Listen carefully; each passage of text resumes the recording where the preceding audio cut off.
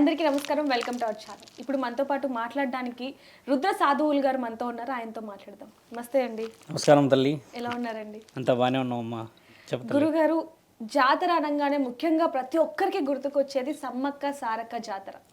రెండు తెలుగు రాష్ట్రాల్లో కూడా ప్రతి ప్రాముఖ్యతమైన జాతర అని చెప్పుకోవచ్చు మనం. అంత ప్రాముఖ్యతమైన జాతరగా ఎందుకు పేరు వచ్చిందండి?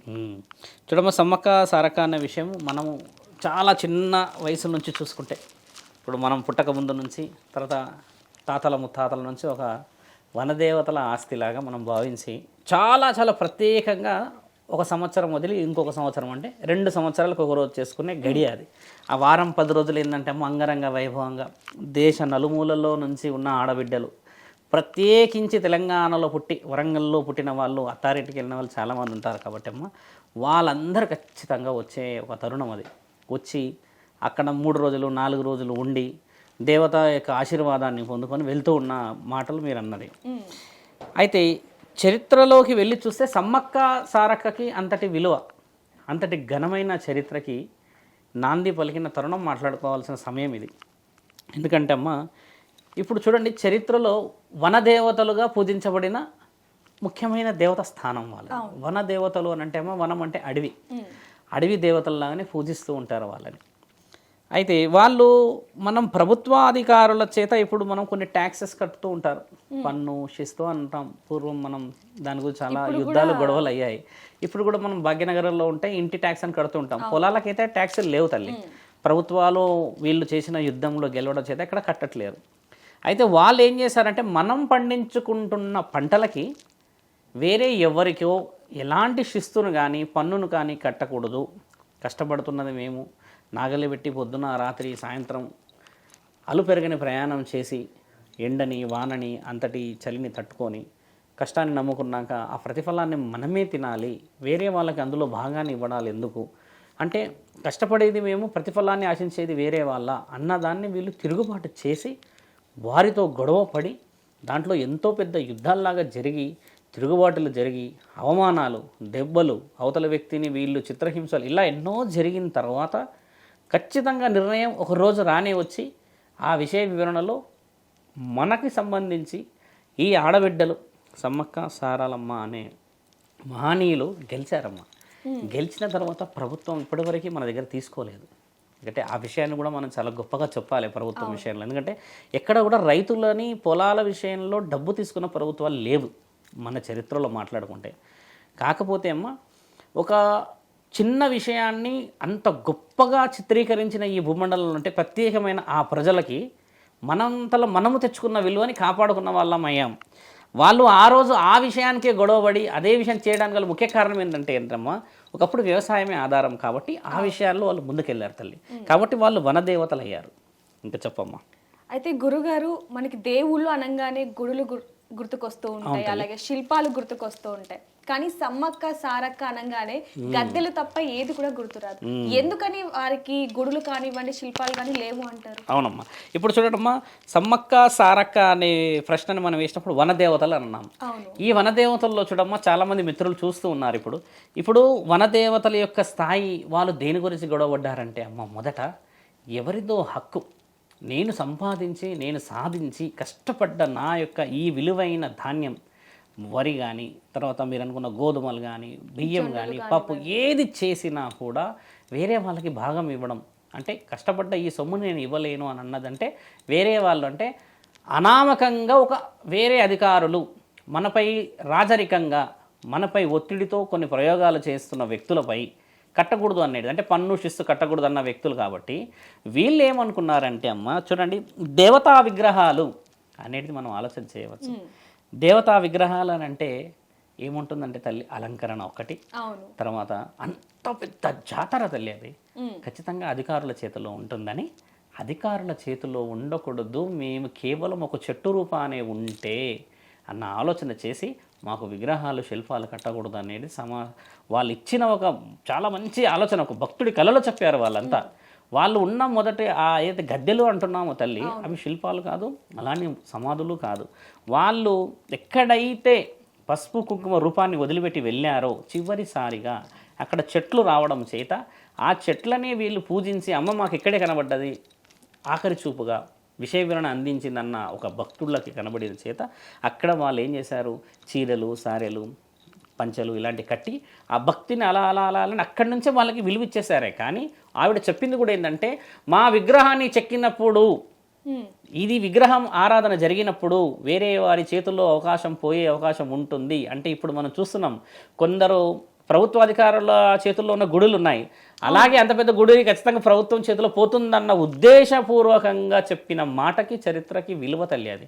అందుకే వారికి శిల్పం లేదు. అక్కడ శిల్పం ఉంటే మీరు అన్నట్టుగా అంత పెద్ద జాతరకి ప్రభుత్వం పోయేది. వాళ్ళ ముఖ్యమైన ఉద్దేశం జరిగిన పోరాటమే ఎవరి చేతిలో మేము బానిసల్లాగా ఉండకూడదు, కాబట్టి మేము అమరులమైన తర్వాత కూడా మా యొక్క రూపాలని చిత్రీకరించి శిల్పాల్లో పెట్టి రాయిలాగా పూజించినా కూడా వేరే వారి చేతుల్లో మేము ఆ విధంగా ఉండకూడదని, వాళ్ళ అంతఃకరణ శుద్ధి బానిసలాగా ఉండకూడదని ఇది భక్తులకు నిరూపించబడి చెప్పిన యొక్క మంచి విలువైన సమాధానం తల్లి. అది నిజంగా ఇప్పుడు ప్రభుత్వాధికారులు అక్కడ చొరబడి ఎవరు ఏమి అంత పైశాచికతంగా ఎవరు చేయరు తల్లి. అందరూ వస్తారు, మొక్కుతారు, వాళ్ళకి కావాల్సిన మొక్కుబడులు తీర్చుకొని వెళ్తారు. కాబట్టి ఏంటంటే చూడమ్మా, ప్రతి ఒక్క అడుగులో వారు ఎవరిపైన కూడా ఆధారపడి మా బ్రతుకులని అప్పచెప్పకూడదన్న నిర్ణయాన్ని ఇచ్చారమ్మా వాళ్ళు. కాబట్టి గద్దెలకు పూజ చేయడానికి గల కారణం అదమ్మా. అయితే గురుగారు, సమ్మక్క సారక్క జాతర అనగానే చిన్నపిల్లల దగ్గర నుంచి పెద్దవాళ్ళ దాకా గుర్తుకొచ్చేది బంగారం అండి. బంగారం అంటే మనం వేసుకునేది కాకుండా అమ్మవారికి ఇష్టమైన బెల్లం. అసలు అదే ఎందుకు నైవేద్యంగా, అలాగే ఎవరైనా మొక్కులు కూడా చెల్లిస్తూ ఉంటారు, ఎందుకని? చాలా మంచి ప్రశ్న అమ్మా. చూడమ్మా, చాలా మందికి తెలంగాణలో ఉన్న, ఆంధ్ర మరియు ఇప్పుడు ఉన్న ఈ భూమండలంలో తెలియనిది ఏంటంటే, సమ్మక్క సారాలమ్మకి మనం బెల్లం ఇస్తూ ఉన్నాము, అది బంగార రూపంలో సమర్పిస్తాము.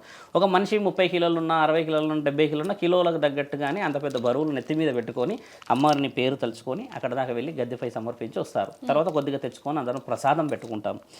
ఆ విషయాన్ని చూస్తే తల్లి, చరిత్రలో మీలాంటి ఒక మహానీయురాలు, ఒక ఇల్లాలు వ్యవసాయాధారంగా బ్రతుకుతున్న బ్రతుకులు ఆ రోజుల్లో బ్రతుకుతున్నప్పుడు చూడమ్మా, ఇప్పుడు మన తెలంగాణలో అత్యధికంగా చెరుకు పండుతున్న ప్రాంతం వరంగల్ ప్రాంతమే. అయితే చెరుకు పండుతుంది కానీ రాబడి అంతగా రావట్లేదు. పెట్టుబడులు పెడుతున్నాము, రాబడులు రావట్లేదు. చెరుకు పండుతుంది, రాబడులు రావట్లేదు. భక్తుడు ఏమనుకున్నాడు అంటే, అమ్మవారు కనబడిన భక్తుడు, ఆ ఇల్లు మా వల్ల కాదు, ఇంకా మేము చేయలేము, ఇంకా ఇంత పండించి ఇది చేసి దీనికి అసలు ఎక్కడ కూడా విలువ రాకుండా మేము కష్టపడ్డదానికి విలువ రాకపోతే ఇంకా మా బ్రతుకులు ఎందుకు, ఇంకా చాలు, ఇంకా మేము చేయలేము అన్నప్పుడు అమ్మని మొరబెట్టుకున్నాడు. ఏమ్మా, వనదేవతవని ఎన్నో కష్టాలు పడి మా గురించి చేసావన్నావుగా, మరి నా యొక్క ఈ వస్తువు, ఇంత కష్టపడి పండించుకున్న వస్తువుకి విలువే లేదు ఇప్పుడున్న ఈ ప్రపంచంలో, నేనేం చేయాలి అని అమ్మని చాలా చాలా తీవ్రమైన బాధలో అడిగితే కలలో కనబడి ఏం చెప్తుందంటే, బిడ్డ, ఈ ఆదివారం రోజు నా ఇంటికి నీవు రా, వచ్చేటప్పుడు నీవు పండించుకున్న వస్తువులని దాని రూపాన్ని తీసుకొనిరా అని తీసుకొని వచ్చిన తర్వాత, అమ్మ నాకు సమర్పించే నీది ఏదైతే అనుకుంటున్నావో, నీ నిలవెత్తు, నువ్వు ఎంత బరువు ఉన్నావో అంతటి బరువును తీసుకొస్తే, ఇప్పుడు చెరుకు నుంచి ఏమవుతుందమ్మా, బెల్లం. బెల్లం నుంచి ఏమవుతుంది, చక్కెరలు అవుతాయి, తర్వాత ఎన్నో పదార్థాలు అవుతున్నాయి. కాబట్టి చెరుకు నుంచి బెల్లం, కాబట్టి ఇప్పుడు చెరుకు సంబంధించిన వ్యాపారం, బెల్లం అయిన తర్వాత వ్యాపారం ఎక్కువ అవుతుంది దాన్ని. కాబట్టి ఆ దాన్ని వ్యాపార నిమిత్తం తీసుకొచ్చి అమ్మకి సమర్పించి ఆయన బాగుపడ్డాడు. నీవు బాగుపడ్డావని ఊరా చెప్పాలి అన్న విషయం చెప్పితే, ఆయన గారు వెళ్ళి అమ్మకి బెల్లం అంటే ఇష్టమంట అని చెప్పి ఊరంతా చెప్తే, నేను ఇచ్చినందుకు అమ్మ నా కోరిక విని నన్ను బాగుపరిచింది అని అన్న ఒక మహనీయమైన ఆలోచనని ఆమె ఏం చేసిందంటే, నన్ను నమ్ముకున్న నా భక్తులు ఏదైతే రైతుల గురించి నేను పన్ను ఊషిస్తూ కట్టకూడదన్న బాధపడ్డ భూమి గురించి, ఆ భూమిపై నమ్ముకున్న వ్యక్తులు వచ్చి నా దగ్గర ఆ మొరని సమర్పించుకోకూడదు, ఆ బాధని చెప్పకూడదు అని చెప్పి అమ్మగారు మార్చిన ఒక బలమైన వరం తల్లి అది, ఆ బెల్లం అనేది. ఆ బెల్లాన్ని తీసుకొచ్చి అమ్మ ప్రతి వాళ్ళు సమర్పించడం మొదలుపెట్టేసరికి, అమ్మకి బెల్లం అంటే ఇష్టమంట, బంగారు రూపంలో స్వీకరిస్తుందని అంటే అమ్మ కొన్ని లక్షల కోట్ల వ్యాపారం ఇప్పుడు బెల్లంది. ఆ అమ్మకి స్వీకరించడానికి గల ముఖ్యమైన కారణం, ఎవరిని గెలిచింది ఆమె? ఒక రైతును గెలిచింది. ఒక రైతు ఎవరిని గెలిచాడు? అమ్మని గెలిచాడు. ఆమె ఇద్దరు కలిసి ఎవరిని గెలిచారు తెలుసా అమ్మ? నమ్ముకున్న భూమిని గెలిచారు. ఒకప్పుడు యుద్ధం జరిగింది సమ్మక్క సారక్కలకి ఎవరి గురించి? భూమి గురించే కదా. అందుకని ఒక భక్తుడి కలలో కనబడి నిజం చేసి, ఆ నిజానికి ఈరోజు ఎవరైతే నన్ను పూజించి బెల్లం అనే విషయాన్ని అడుగుతారో, సమర్పిస్తారో, సాక్షాత్తు వాళ్ళ ఇంటికి వచ్చి వాళ్ళ యొక్క కోరికలు తీర్చి వాళ్ళకి నేను ఉన్నానని రుజువులు చేస్తాను అని వరం ఇచ్చి, ఇప్పటికీ చూడమ్మా ఎక్కడెక్కడ ఉన్న ఆడపిల్లలు వెళ్ళి 3 రాళ్లతో పొయ్యి పెట్టి వండుకుంటారు అక్కడ. ఎందుకు తెలుసా తల్లి? నా పిల్లలు నా ఇంటికే రావాలి, ఇక్కడ వండుకోవాలి అని ఆమె కోరిక. ఆ కోరికకి ఇంతమంది ఆడపిల్లలు వెళ్తారు అక్కడికి, కుటుంబాలు వెళ్తారు తల్లి, కుటుంబాలే వెళ్తారు అక్కడికి. మీరు అన్నట్టుగానే 2 తెలుగు రాష్ట్రాల నుంచి కూడా వెళ్తూనే ఉంటారు. ఎక్కడి నుంచో బస్సులు ఉంటాయి, ఉచిత బస్సులు పెడుతుండే ప్రభుత్వాధికారులు ఎందరో. అక్కడ ఏర్పాట్లు చూస్తే 3-4 రోజులు కొన్ని కిలోమీటర్ల వరకు స్టక్ అయిపోయి ఉంటాం మనం. అంటే ఆ విలువ తెచ్చుకుంది ఎవరంటే అమ్మ, ఒక సామాన్యమైన ఆలోచన చేసిన సమ్మక్క సారాలమ్మ ఈరోజు అంతటి ఘనమైన చరిత్రకి శ్రీకారం చుట్టడం గల కారణం ఏంటంటమ్మా, ఒక రైతుకు ఇచ్చిన నమ్మకాన్ని గెలిచింది ఆవిడ. ఇప్పుడు చూడమ్మా, బెల్లం అనేది బంగార రూపాన్ని సమర్పిస్తారే కానీ ఒక రైతు కుటుంబాన్ని కాపాడి ఆ రైతు వల్ల ఇంతటి చరిత్రను తీసుకొచ్చిన ఆ బెల్లానికి విలువ ఉందన్న సంగతి ఎంతమందికి తెలుసు? ఇక్కడ చాలా తక్కువ మందికి తెలుసు. కాబట్టి ఏంటంటమ్మా, అది ఓరుగల్లు ప్రాంతం కాదు తల్లి, ఎందరో త్యాగమూర్తుల ఫలితం ఇచ్చిన భూమి అది. కాబట్టి సమ్మక్క సారాలక్క విషయం ఎంతో చరిత్రకి గొప్ప అనడానికి గల కారణం ఏంటంటమ్మా, వాళ్ళు ఆ బాధను ఆలోచించినది. అది ఆ బాధని అవతల వ్యక్తి పడుతుంటే చూడలేక గెలిచిన తరుణాలకి విలువ అది. కాబట్టి బెల్లానికి సంబంధించినది నువ్వు అనుకున్న ప్రశ్నకి ఇదే సమాధానం ప్రపంచం మొత్తం తెలవాలి తల్లి. ఎంత ఇష్టంగా పోతారో తెలుసా అమ్మ. ఎక్కడెప్పుడు మనం పోలేని సంవత్సరంలో కొద్దిగా బెల్లం ముక్క తీసుకొచ్చినా కూడా లేసి మొక్కుకొని అమ్మని ఇంట్లో పెడితే ఆమె ప్రతి కడపకు వస్తుందని నానుడి, ప్రతి కడపకు వస్తుంది. ఆ ప్రసాదం తీసుకొని రాగానే ఇంటి వరకు వస్తుంది సమ్మక్క సారాల కంటే ఆమె కోరిక కూడా అదే. నా ప్రసాదం నేను సంపాదించుకున్న ఈ ఇల్లు, ఈ సంసారం, ఇంత పెద్ద వనం అంతా ప్రతి ఒక్కరికి చేరాలి అంటే ఆ బెల్లానికి సంబంధించింది మీరు అన్నట్టుగా అమ్మ, అది వ్యాపారం కాదు చూడండి, అది నమ్మకం. ఆ నమ్మకాన్ని వాళ్ళు ఆ సమస్య చెప్పినప్పుడు అమ్మ దాని ఉపయోగం ఎలా చేయాలో చెప్పింది. కోట్ల మంది వచ్చే జనాభాలో ఒక్కొక్కరు 10 కిలోలు తెచ్చినా కూడా ఎన్ని కిలోలు అవుతుంది, ఎంతమంది వ్యాపారాలు అయితే ఎంతమంది బాగుపడతారు, ఎన్ని కుటుంబాలు బాగుపడతాయి. ఇక్కడ బెల్లం వ్యాపారం కాదు తల్లి, బెల్లం వల్ల బాగుపడ్డ కుటుంబాల గురించి మాట్లాడాలి. బాగా గుర్తుపెట్టుకోండి. అంటే ఒక రైతు బాగుపడ్డాడు, తర్వాత వ్యాపారస్తులు బాగుపడ్డాడు, వాణిజ్యాలు బాగుపడ్డాయి, తర్వాత ప్రభుత్వాలు బాగుపడ్డాయి. అంటే ఒక మార్కెట్ మొత్తం దానివల్ల బాగుపడిందంటే దాని కారకులు ఎవరమ్మా? అమ్మకి ఆ భక్తుడు చెప్పిన బాధలో ఉన్న నిజాన్ని చెప్పడం. అంటే అది తెలుసుకోవడమే నేను చెప్తున్నా ఆ ఓరుగల్లు ప్రత్యేకత అనేది అదే అంటున్నానమ్మా. సమ్మక్క సారాలక్క అనేవాళ్ళు కేవలం పేరుగా తల్లి, వాళ్ళు సంపాదించిన ఊరది, అది తల్లి. ఇంకా అయితే గురుగారు ఇందాక మీరు చెప్పడం జరిగింది బంగారం, బెల్లం. అవును తల్లి, ప్రతి ఒక్కరు కూడా పంచుతూ ఉంటారు ప్రసాదం లాగా. అయితే చాలా మందికి వచ్చే అనుమానం ఏంటంటే అండి, సమ్మక్క సారక్క ప్రసాదం ఏదైతే ఉందో ఆ బంగారంని వేడి చేయకూడదు, అవును తల్లి, అలాగే వినియోగించాలి, అలాగే తినాలి అని ఒక నమ్మకం ఉంది. అది ఎందుకు వచ్చిందండి? ఎందుకు వేడి చేయకూడదు? ఇప్పుడు వేడి చేయకపోవడం అనేది కాదు, ఎందుకంటే సాక్షాత్తు రైతు పండించుకున్న ఒక వస్తువు కాబట్టి దాన్ని చెరుకు నుంచి ఆల్రెడీ మనం చెరుకు నుంచి దాన్ని ఉడికించిన తర్వాత చేసేదే ఆ ప్రక్రియ, బెల్లం అనే ప్రక్రియ. పెద్ద పెద్ద ఆ గమేలాల్లో పెట్టి చేసేది. ప్రసాదం అనేది అమ్మ ఎలా స్వీకరించిందంటే రైతు దగ్గర నుంచి, పొలం నుంచి ఆయన చేసుకొని వచ్చిన తర్వాత మొదట అక్కడ మీరు అన్నట్టుగానే చెరుకునే పెట్టేవాళ్ళు. రాను రాను రాను రాను రాను రాను రాను బెల్లంలాగా వచ్చింది. ఇప్పుడు కేవలం ప్రసాదం కాదు కదమ్మా అది. మీరు అన్నట్టుగా బెల్లం ఒక 4 కిలోలు పెట్టి దాన్ని కట్ చేసి తీసుకొచ్చి దాన్ని వేడి చేయకూడదు అన్నట్టు కాదంటే ఆవిడ ఇష్టపడింది వెరీ వెరీ న్యాచురల్. అంటే సహజ సిద్ధంగా ప్రకృతిని ఇష్టపడింది ఆవిడ. నువ్వు దాన్ని తీసుకొచ్చుకొని వేడి చేసేసుకొని అది చేస్తానంటే ఎంత వేడి చేస్తావు చెప్పమ్మా? ఒకళ్ళ ఇంట్లో ఎన్ని కిలోలు తినగలం బెల్లం? మహా అంటే ఒక 100-200 గ్రాములే కదా. కాబట్టి దాన్ని న్యాచురల్గా స్వీకరించాలనేది ఆమె ఆశయం. అంటే ఇప్పుడు నీవే ఉంటావు, ఏదైనా కొత్త వస్తువులు కొత్త తీసుకొచ్చి నీకు అబ్నార్మల్గా కనబడితే నీకు ఇష్టం ఉండదు కదా, న్యాచురల్గా కనబడితే ఇష్టం ఉంటుంది కదమ్మా. అమ్మ కోరిక కూడా ఏంటంటే నా బిడ్డ, నా రైతు, నేను అనుకున్న కోరిక నేనున్న ఊరిలో ఎలా ఉన్నది అలా తీసుకొచ్చి నాకు ఇస్తేనే నాకు ఆనందం. దానికి రూపురేఖలు మార్చేసుకొని నేను ఇంకేదో చేసుకొని ఉంటానంటే ఇష్టపడదు కదా.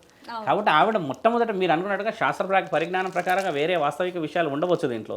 కానీ మీరు గమనించాల్సిన ముఖ్యమైన విషయం ఏంటంటే అమ్మ, ఆవిడ వనదేవత కేవలం ఒక శిస్తు పన్ను అన్న విషయాలు అంటే వేరే న్యాచురల్గా జీవితాల గురించి గెలిచారు వాళ్ళు. అలాంటి విషయాన్నే ఎక్స్పెక్ట్ చేసింది కాబట్టి ఆ విధంగా తీసుకొచ్చి మీరు అన్నట్టుగా చేయకూడదన్న ఆలోచన తల్లి. థ్యాంక్ యూ గురుగారు, థ్యాంక్ యూ సో మచ్ అండి, ధన్యవాదాలు. నిజంగానే సమ్మక్క సారక్కకి అసలైన జాతర ఏంటి అనేది మీరు ఈ వీడియోలో చెప్పడం జరిగింది. ధన్యవాదాలు. ధన్యవాదాలు తల్లి. ధర్మో రక్షతే రక్ష.